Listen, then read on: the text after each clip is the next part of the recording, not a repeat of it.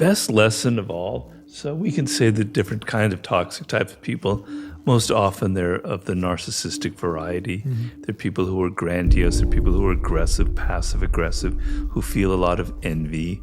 There's like deep-rooted insecurities, on and on. There are many types.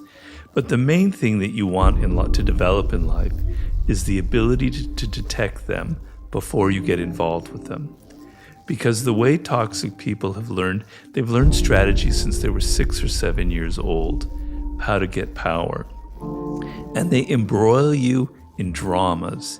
They get into your emotions, right? They entangle themselves in your life. They don't come at you saying, I'm toxic, I'm a narcissist, get away from me. They know how to appear charming, they know how to be interested in you, they know how to be moderately pleasing, etc. They can even be charismatic. You get involved with them, and then it starts to come out, and it's too late because you're emotionally entangled with them. They've got their roots inside of you, and you're sucked into their dramas, and it's really hard to get out, particularly in an intimate relationship. That's the worst of all. The best thing you want to develop in life is the radar to detect them before you get involved with them. And it requires a change in how you perceive people. So it doesn't mean, I don't want people to become paranoid, thinking everybody out there that I'm dealing with could be toxic, because it's only like 5% of the population or whatever is truly like that. But you want to be able to see the signs beforehand, right? Yeah. And you don't want to judge people based on their words, based on their charming personality, based on their glittering resume. You want to be able to judge their character, what's deep, deep inside of them, right? The things that are not so visible at first glance, right? So you have to train how you think about people. You have to observe their patterns in life before you met them. If this person you're about to get involved in a relationship tells you, all of my wives and girlfriends in the past, they were just such blah, blah, blah, blah, blah, and then you hear that they only lasted a year or so, and it was always their fault, your antenna should go up. Something is wrong here. This person isn't revealing the truth. This probably coming from something within. In my 48 Laws of Power, I talk about infection, where there are people who have an infecting power on you. They're surrounded by all kinds of drama. They continually present themselves as the victim of other people, whereas in fact, they're the ones that constantly draw this drama to them because that's how they survive.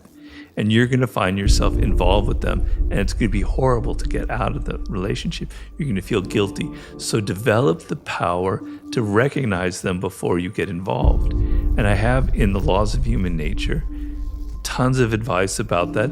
Paying attention to people's nonverbal cues. A narcissist tends to have a very animated face, but a kind of a deadness in their eyes. They're kind of listening to you, but you can hear that they're actually thinking about themselves, or they're not really connecting to you through the eyes. The face is alive, but the eyes are dead, right? There are signs, nonverbal cues that will show you that you're dealing with someone who's not, I hate the words like sociopathic, psychopathic, but who is, generally very self-directed, right?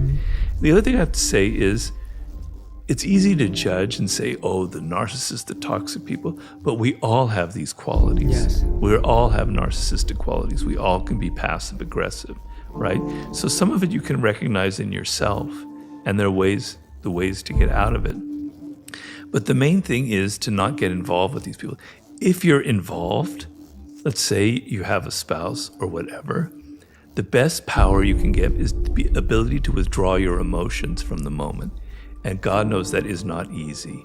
It's a day-to-day thing. It's a daily process where you have to tell yourself these little kind of scripts that you tell yourself. It's not me. It has nothing to do with me. It's not personal. They have issues from early childhood that have given them these toxic patterns in life. They're trying to make me feel guilty, but it's nothing to do with me. It's not personal. Over and over and over and over again, every single time. So you have the ability to detach yourself emotionally from them on a daily basis. If you're in a job and you have a toxic colleague or a toxic boss, if you can get away from them, if you can quit your job, if you can move to another part of the office, do it, because it's worth it. It's not worth collecting $10,000 extra a year with this boss because it's going to damage you emotionally. It's going to take you years to recover. 3 years with a toxic boss, you may never recover. So if you can, quit the job. No job is worth that kind of abuse. It's going to hurt you. It's going to damage you, right? And the same in a relationship as well. If you can't get out, you have to develop a habit of detachment and not taking things personally. And oddly enough, when people sense that in you, like a toxic person senses that they can't push your buttons, it has a powerful effect on them. I'm not saying it's going to cure them, but they thrive on the ability to push your buttons. To see you getting upset and angry just makes them so excited in a perverted way. The fact that you're not taking it personally, that you're calm, that you're centered, that you're thinking to yourself, it's not personal, it's going to have a powerful effect on them.